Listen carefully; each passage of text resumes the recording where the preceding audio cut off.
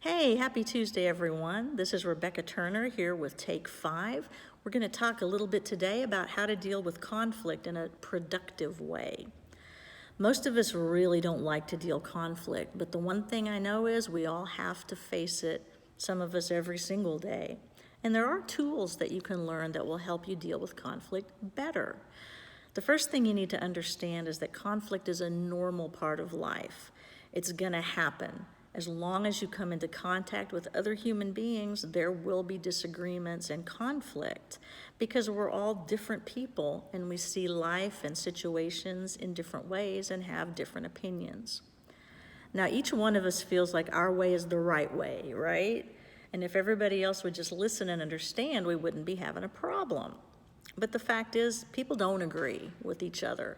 And often they don't just disagree, they're also stubborn and unreasonable and impatient and loud and maybe even a bit mean.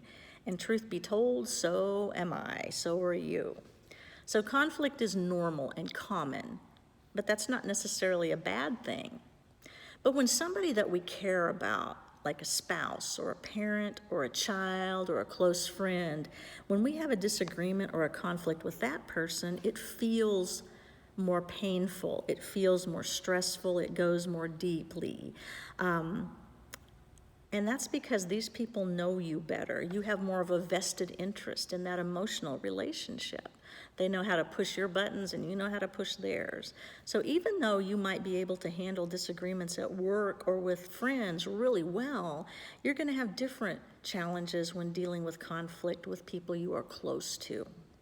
We're taught in school how to write an awesome, persuasive business letter, but we really don't get much training in how to have interpersonal disagreements and handle them well.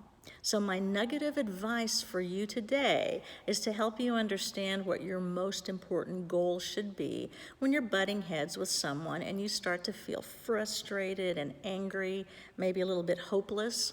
When you feel like just digging in your heels and becoming defensive and stubborn and maybe even a little bit mean. And what I'm about to tell you basically goes against everything your human nature and your instincts are going to tell you, because job number one in dealing with conflict productively is to listen and understand. And your human nature is going to tell you that you need for them to listen to you and understand what you're saying, because if only they would do that, they would agree with you and we could move on. But it doesn't work that way. Now, the perfect situation is when both people have it a goal to listen and understand each other. Sometimes that happens, sometimes it doesn't.